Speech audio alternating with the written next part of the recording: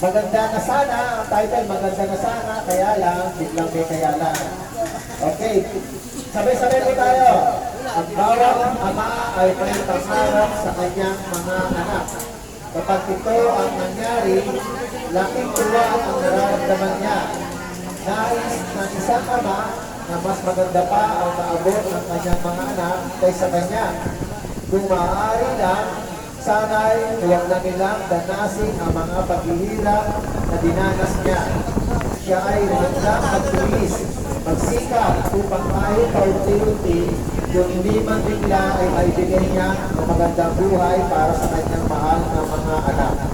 Umaasa siya pagdating ng panahon, lalaki ang mga anak niya ay sa paraang inaasahan, lalaki ang anak niya sa paraang inaasahan niya.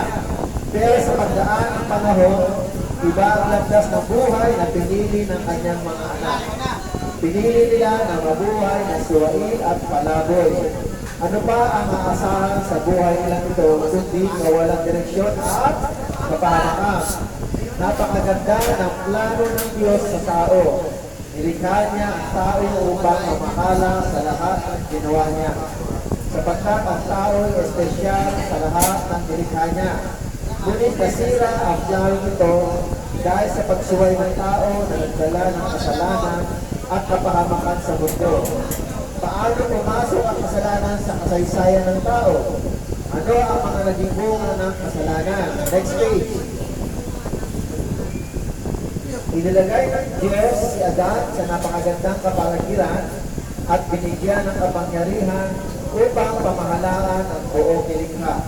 Kasama ng kanyang pamamahala ay ganito ang sinabi sa kanya: makakain ka ng kahit anong bunga ng puno sa kalamanan, maliban lamang sa bunga ng puno nagbibigay ng kaalaman kung ano ang mabuti at ang masama, sapagkat sa oras ng ito, iyak na mamamatay ka. Genesis chapter 2, 16 to 17. Ngunit puso sa Satanas na nag-anyong ahas, nagawa niyang pinipitin ang paggubi ng Diyos at linlangin ang babae. Pumitas siya ng bunga at kumain. Binagyan din niya ang kanyang asawa na kasama niya at kumain din ito. Genesis chapter 3 verse 6. Okay, naintindihan po ba? So kaya babasahin din po natin itong Genesis chapter 3 verse 14 to 21. After nito, mayroon mga katanungan. Ganun lang naman gagawin natin. Napakadali lang po, mga kapatid. At yaan ay sa inyo na po yan. Hindi ko na mo yung babawiin. Pagkatapos natin ang siyam na session, bibigyan natin kayo ng libreng Bible. Hello. Bibigyan namin kayo ng libreng Biblia. Ganito po yung bibigay namin. All in New Testament. Pagkatapos natin ang session na to, okay?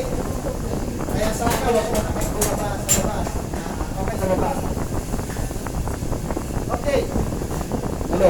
Masahin ko natin yung Genesis chapter 3, verse 14 to 12. Okay.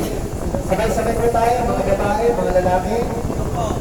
Sinabi ng Panginoon Diyos sa ahas, dahil sa ginawa ito, urusan at nakayod. Kaya namin ang makakaranas ng simbang ito. Sa buong buhay mo, nagtabangka sa pamamagitan ng iyong muka. Ang alis ng kahit na ng anak mo. Tawa ng babae ay lagi magtaawa. Ganun din ang iyong lahi sa kanyang lahi. Bigulong yung tulo at tutong mo. Sako. Sinabi rin sa babae, dahil sa iyong ginawa, dadagdagan ko ang inyong paghihirap at pagbubukis at ang inyong sakit sa pagpanganak. Ngunit sa kabila niya, aangarin mo pa rin ang inyong asawa at siya ang magkakaroon sa iyo. Sinabi niya sa lalaki ni Adan, dahil nagtiwala ka sa iyong asawa, kumain ka ng bunga ng tulong nagbabawal mo sa iyo, susundan ko ang lupa, kaya tatrabaho ng gusto sa buong buhay mo para makakain. Tutubo sa lupa ang ano at matitilig ng ama at kakain ka na ng mga pananim sa bukid. Paghihirapan mo ang iyong kakanin hanggang sa bumalik ka sa lupa na siyang pinagbulang mo. Dahil sa lupa, ang ito na, sa lupa ka rin babalik. Eva, tinawag mo agad sa kanyang asawa dahil siya ang magiging ina ng lahat ng tao. Tapos, ginawa ng Diyos ang kami nangyari sa maraming tayo para kita sa kanyang asawa. Roma, chapter 1, dumating ang kasalanan sa mundo dahil sa pagbabago nila sa ibig ng Diyos. At dahil sa kasalanan, dumating din ang kamatayan. Kaya nga, namamatay ang lahat ng tao dahil sa nagkasala ang lahat. Okay. So, maniwala po ba? O nabasa niyo tayo siguro yung iba niya. Mga babae, maniwala po ba? Ha? Hello. Okay. So, okay naman makalunod po tayo. Meron po ba meron po ba gumawa ng mga sagot sa katanungan? Wala pang bote. Okay lang, pero alam niyo yung sagot, siguro na-review niyo na. Okay, number 1. Sino-sino ang mga tauhan sa kwento? Ilarawan ng katangian at gawain ng bawat isa. So yun ang unang tanong. Sino-sino? Si Agan, si Eva, sino pa? Sa bagay, tauhan ang binabanggit ba? Tauhan, tao. Ha?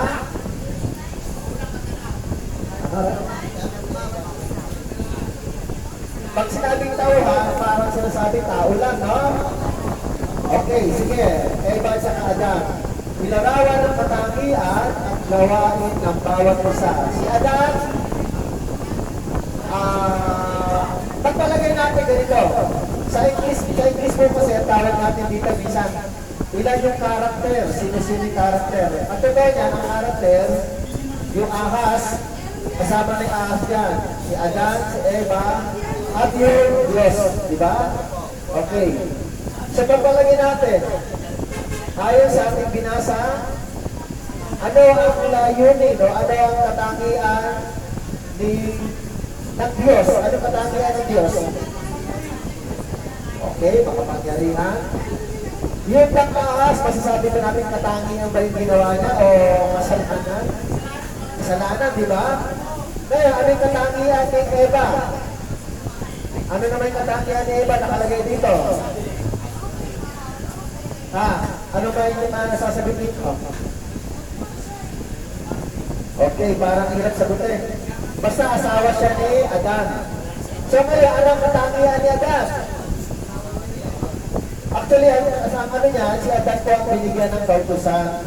Si Adan po ang binigyan ng kautusan na huwag kainin yung bunga na nagbibigay ng kaalaman. So ang katangian ni Adan ay pinagtiwalaan siya ng Diyos para sa batas o sa kautusan na yun, nag-iisang kautusan. Okay? Tagapamahala, yun ang teaching natin last week, no? Ikalawang tanong, sa mga babae naman, ano ang masamang nangyari sa kwento at paano ito naganap? Ano yung masamang nangyari sa kwento? Ilan na kayo dyan? Abad. Ano yung masamang nangyari? Sinuway ni Adan. Ha? Sinuway ni Adan. Sinuway ni Adan. Si Eva? Si Adan. Sinuway ni Adan. Si Lord. Sabi ko si Lord. Ito, Brad. Sinuway ni Eva. Okay. Sa bagay, pareho naman sila. Pareho sila sinuway. Si Adan at si Eva. So yun yung nangyari masama. Masama ba yung sinuway? Ha? Masama ba yung sinuway? Kapag sinuway ba, merong consequences, yung parang merong kaparusahan kapag kayo sinuway sa ulas ng Diyos? Ha? Meron ba? Okay. Masama, oo. Okay. Number 3, paano pinarusahan ng Diyos ang mga nagkasala? Anong klaseng arusa? Ha? Sumpa. Ano pa? Di ba nang may mga sumigaw yun? Sa babae, mahirapan sa pagbibigtis. Alam niyo mga babae, kaya pala naghihirap. Okay, sa babae na tayo. Babae, kaya pala kayo naghihirap ng buntis dahil sa kasalanan. Mahirap ang buntis. Okay. Mga lalaki naman, ano ang naging dahilan? Ano ang nangyaring parusa sa mga lalaki? Trabaho, magbubungan na lupa, magtatanim, mag-aararo, sinupa yung lupa eh. Di ba? So, ibig sabihin, lalaki po ang maghahanap buhay para sa kanya, asawa at pamilya. Siyempre kasama na yung pamilya. Okay. So, yun talaga ang naging parusa. Okay, ano pa? Hello. So, mga kapatid, ano pa? Yung ano lang ba nagkasala? Sila iba't na kasi anan lang? Wala naman si Satanas, pero merong larawan, no? Kaya yung pagpupuli ni Satanas. Sino? Sino ba pinurusahan? Yung ahas. Okay. Ano yung parusa sa ahas? Ito, tatanungin ko kayo, Brad. Brad, tatanungin ko kayo. Ano yung parusa sa ahas? Ano? Si Kuya. Ano yung parusa sa ahas? Mother. Kakain ng alikabok. Nakalagay naman dito. Gagapa. So dati, hindi sila kumakain ng alikabok. Diba? Kasi hindi pa naman sila nagkakasala noon. Pero dahil sa kasalanan, pinarusahan din sila yung ahas. Actually, ang ahas po na nasa puno, na nakalagparang nasa puno siya, siguro hindi siya gumagapang dati. O, hindi natin alam eh. Pero kung nagkasala, nagpagkakit kay Satanas, siya ay naparusahan. Okay, sa bangko'y pinarusahan po dito. Pati yung lupa na bubungkalin ay nasumpa dahil sa kasalanan. Una-una dahil ang tao po ay galing din sa lupa, galing tayo sa alabok. Kaya nadamay po yung alabok dahil nga nire-represent ni Adan yung alabok. Kaya ang alabok, ang lupa ay nadamay sa kasalanan ni Adan. Number 4, nakalagay dito, buhitan ang ibinigay na kaparusahan sa bawat nilalang na binanggit sa mga talata. Wala kayong folder pero pwede nyo isipin, ano ba yung dapat buhitan na kaparusahan? Binanggit nila kanina, mga babae ay mga anak na naghihirap. Yun, gugulitan yun kung meron na yung folder. Sa mga lalaki naman, isip pa ng pagtatrabaho. Papagod. Number 5, ano ang ibig sabihin ng kamatayan? Sa Romans chapter 5 verse 12, paano ito nangyari? Andito sa dulo, pag binasa natin. Okay? Paano? Baka mayroon pwede si Mami sa likuran. Ano ang ibig sabihin ng kamatayan? Kamatayan nga eh. Ano ibig sabihin ng kamatayan? Brad, kayo. Katapusan, pwede. Ano sa kamatayan? Ito ba ay... Andito lang din. Andito lang. Anong klaseng kamatayan? Pagkabat binabantin sa Romans chapter 5, babalik sa lupa. Pagkabat tinatanong tayo kung anong kamatayan sa Romans 5:12. Pero ang sagot, narito po ang sagot dito sa Genesis. Nasa alabok siya ng balik, nasa kayo? Sa alabok din siya babalik. Ibig sabihin, mamamatay po tayo. Lahat po tayo ay mamamatay. Actually, sinabi ko na lahat tayo mamamatay. Dahil po sa sanhi ng kasalanan ng pagsuway ni Adan. Kaya dumating ang kamatayan. Ang kamatayan tinutukoy dito ay yung pagbalik sa alabok. Pagbalik sa alabok, pagkamatay. Di nagsasabi na kamatayan ay yung pagdating na kamatayan na spiritual. Kamatayan. Pero ang kamatayan din talaga yung babalik sa alabok at tao. Dahil sa kasalanan, ha? Babalik sa lupa. Tayo ba lahat ay mamamatay? Ngayon, dahil tayo mamamatay, ito po ay dahilan sa pagkakasala ng ating mga magulang. Okay.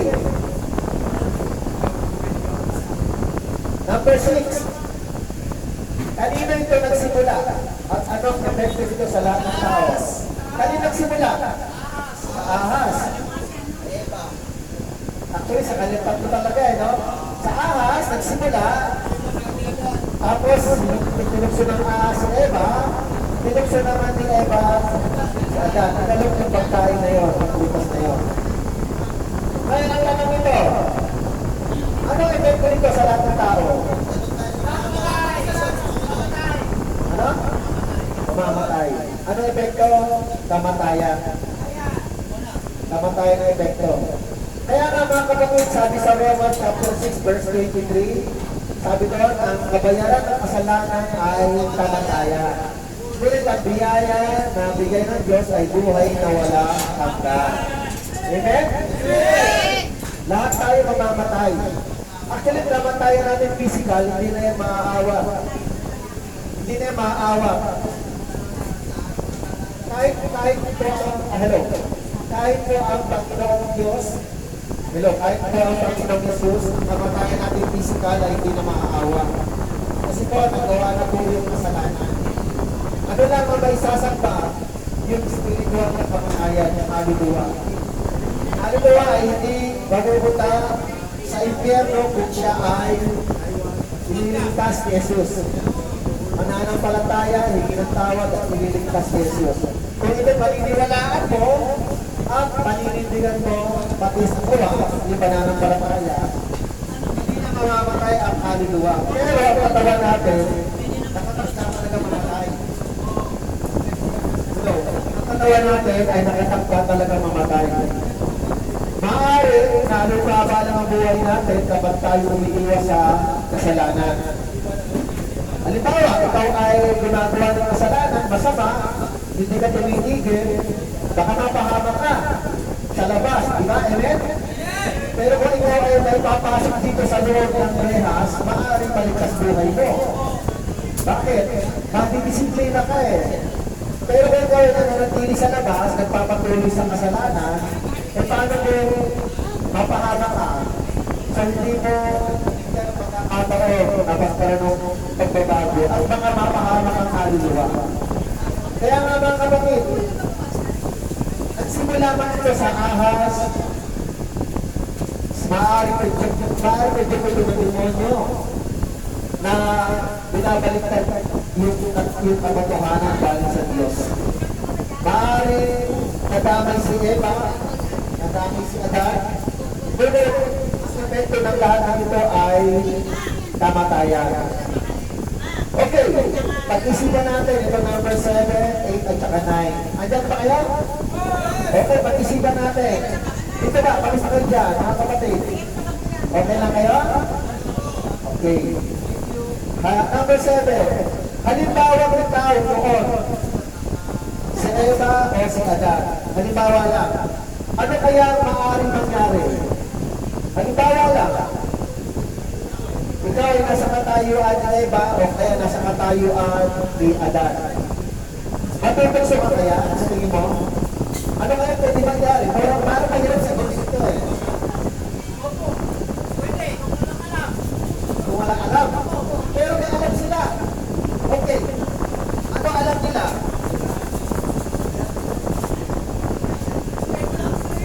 Okay. Basahin ko lang ko ha. Ang sinabi po dito ng Panginoon, ng Diyos eh. Yung alam na yun eh. Ang sabi po dito,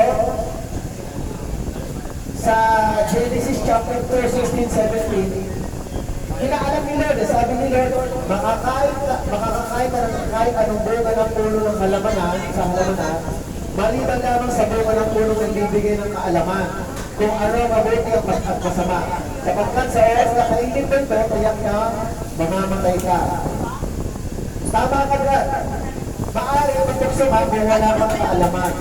Pero sinabi ko ng Panginoon eh, hello mga kababaihan. Kababaihan, hello. Kung kayo ay kasakatayuan ni Eva noong panahon na, ano kaya pwede mangyari? Matutuso kaya kayo? Pero alam ni Eva yung utos ng Diyos. Alam ni Eva na masamang kumain ng prutas na pinagbabawal. Ano sa kalagay ninyo? Parang mahirap masagutin? Pero ko lang. Pero maaari, matukso din tayo. Ako sa paniniwala ko, maaaring matukso pa rin tayo. Matukso pa rin. Bakit? Dahil may nanulukso. Naroon yung nanulukso. Amen? Okay. So, ang tanong lang dito.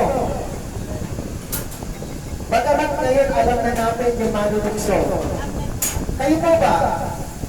Ako hindi ako naniniwala na kung ano man yung naging kasalanan nyo at nandito kayo. Hindi ako naniniwala na walang nalukso.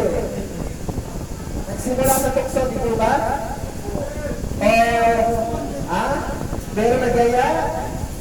Natukso ka na merong nainggano kang gumawa ng masama sa inyong mga babae. Merong dahilan ng pagkakapitayo ito. May nalukso, tama ba? Ha? Meron talaga? Majority ba? 99%? No? Natukso tayo. Pero alam din niya masama. O para lang tayo sa Eva niya kasi Adan. Alam natin masama. Pero nagawa pa rin natin. Tama ba? Napaniwala po tayo sa maling balita. Okay.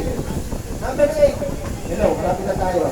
Kung ikaw ay naharap sa isang malaking tukso na maaari maglayo sa iyo sa Panginoon, ano ang maaari mong gawin? Ulitin ko po, number 8. Kung ikaw ay naharap sa isang malaking tukso na maaari maglayo sa iyo sa Panginoon, ano ang maaari mong gawin? Dinaisa sa Panginoon. Patado na?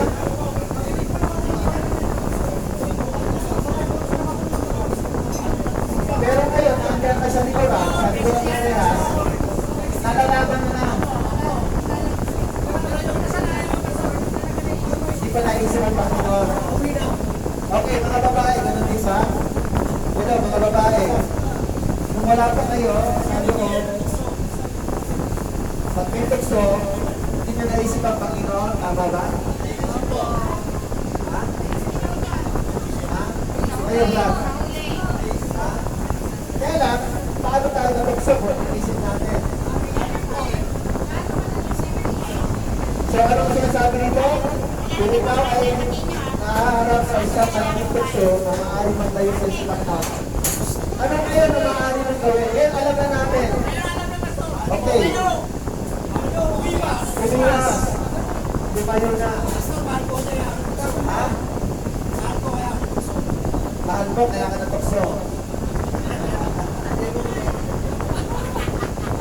Mahal mo, kaya ka natukso. Ibang natukso yan ha. Baka natukso yan. Baka tukso na pag-ibigyan ha. Okay, sige. So, ano yung pwede natin gawin? Mamaya babasa tayo ng pamamaraan ng Biblia. Kung ano dapat natin gawin. So, number 9. Last na yata pa, number 9. So, number 9. Malaki ang nawala kay Adan at Eva noong sila ay nagkasala. Ano sa palagay mo ang maaari mawala sa iyo kung ikaw ay mahulog sa kasalanan? Marami. Ha? Ano ang pwede mawala sa iyo pag nahulog ka sa kasalanan? Marami. Ha? Tiwala. Pwede. Ano ba? Ano sa'yo, Brad? Ano yung na maaari mawala sa iyo pag nahulog ka sa kasalanan? Lahat ng mahalaga. Ano? Lahat ng mahalaga. Lahat ng mahalaga. Tulad ng ano? Pamilya. Pwede. Tama, pamilya. Kasi pag nasa loob kayo, kawawa pamilya ninyo. Yung anak ninyo, lalo na kung maliliit pa. Kung nag-aaral sila, ayun, nasa loob, lalo na mga tatay nasa loob. Sino ang magtatrabaho para sa kanila? Sino magpapakain? Sino mag-aalaga? Lalo na yung mga nanay. Kawawa ko yung mga anak ninyo. Hindi nyo ba namimiss yung mga anak ninyo? Dapat kayo mga nanay at nandoon. Pero hindi na mga tatay. Mga tatay, hindi nyo ba namimiss anak ninyo? Ha? Talaga, nag-isip siya. Miss mo na anak ko? Alam niyo po, ito po nakakatakot na sitwasyon. Ito po. Kapag ang anak ninyo ay nagtanim ng galit sa inyo, napakahirap ayusin niya. Bakit kita tayo ng galing? Pinapabayaan niyo siya, nandiyan kayo eh. Diba? Baka naman ano mga anak ninyo, pinagsasabihan kayo, daddy, tatay, nanay, tumigil na kayo. Ngayon, hindi kayo tumigil, narito kayo. Mabigat kalaban ng anak. Tandaan niyo mo yan. Mabigat kalaban. Mabigat kalaban ng mga anak. Dahil yung panahon, kapag tayo ng kasakitan, naghahanap tayo ng kakalino sa atin. Baka mahirapan tayo sirin sa kanila. Buhay nila sa atin. Mahirapan tayo ilalim ng ating sarili. Bakit? Dahil kung tayo malakas, nagpapaya tayo, alagaan sila. Iiyakan mo yan, Brad. Iiyakan mo yan isang araw. Hindi na kakilala ng anak ko dahil nagagalit, sumamanglo dahil nagpapatuloy tayo sa ganitong gawain. Kaya nga, ang laking tulong ng players na ito, didisiplina lang tayo ng Panginoon. Kaya nga, paglaya ninyo, hindi nyo hayaan na bumalik na kayo sa lugar na ito. Magbagong buhay na po tayo. Amen? Amen! So, ang pwede mawala, yun ang kaligtasan. Pwede mawala yung kaligtasan kapag tayo ay nagtakso, nalaglag, nahulog tayo sa kasalanan. Pangalawa, pwede palayo yung relasyon natin sa Diyos. Amen? Yung relasyon sa Diyos. Pangatlo, pwede mawala ang biyaya ng Panginoon na nakalaan para sa iyo. May biyaya po ang Panginoon sa mga sinusunod sa kanyang mga aral. Pero kung tayo susuway, kung tayo ay lalabas, yung biyaya na yun ay mamimisog pa. Kaya mga kapatid, bago ko tayo kumanta, kakanta tayo ulit ha? Ayan? Kakanta tayo ulit? Bago tayo kumanta, ano yung number 8? Ano yung pwede natin maging kasangkapan na dapat natin gawin, number 8? Upang, kasi yung tanong dito, kung ikaw ay naharap sa isang malaking tukso na maaari maglayo sa iyo sa Panginoon, ano ang maaari mong gawin? Halimbawa, pinutukso ka. Ang pangalan ka? Mark, baka pinutukso ka. Ano pwede mo dapat gawin? Halimbawa, lumabas ka na, nakalaya ka na. Pinutukso ka ulit para ibalik ka sa lumang buhay mo. Ano dapat mo gawin? Isipin mo na kung makakabuti. Hindi nga makakabuti dahil doon, nandito ka eh. Umiwas. Ano ba? Mga babae, ano yung pwede nyo gawin para makaiwas kayo sa tukso? Sa hindi na kayo babalik sa lugar na ito, ha? Panalangin para tumibay. Mga kapatid, alam niyo po ba na hindi laman at dugo, hindi drugs, hindi pera kalaban natin. Basahin natin Ephesians chapter 6. Ang kalaban natin ay yung masamang espiritu na nahari-harian sa daigdig na ito. Basahin natin Ephesians 6, page 248. Ito ang pwede natin magamit na kasangkapa para tayo ay maging matibay. Wala Bible na yan. Efeso, Hindi dito. wala po dito. Dito lang po. Efeso chapter 6. Kung meron yung Bible, page 248. Ito yung pwede natin gamitin, ito yung pwede natin kasangkapanin at pagkawalaan. Efeso chapter 6 verse 10 hanggang 18. Meron pa kayo Bible niya? Ito, wala pa ba kayo Bible na natira? O di ba na pagkatapos tayo, bibigyan mo kayo, ha? Okay, makinig na lang po, makinig. Efeso chapter 6 verses 10 hanggang 18. Ready na ba makinig? Importante na ito para maging matatangko tayo pag yung mga tukso sa buhay dito man sa loob o sa labas. Pakinggan na lang po nila. Sabi po dito, ni Apostol Pablo, bilang pagkawakas, sabi ni Apostol Pablo, magpakatibay kayo sa kalakasan galing sa Panginoon at sa kanyang dakilang kapangyarihan. Isuot ninyo ang buong kasuotan pagtigma ng kaloob ng Diyos upang mapaglabanan ninyo ang mga pakana ng diablo.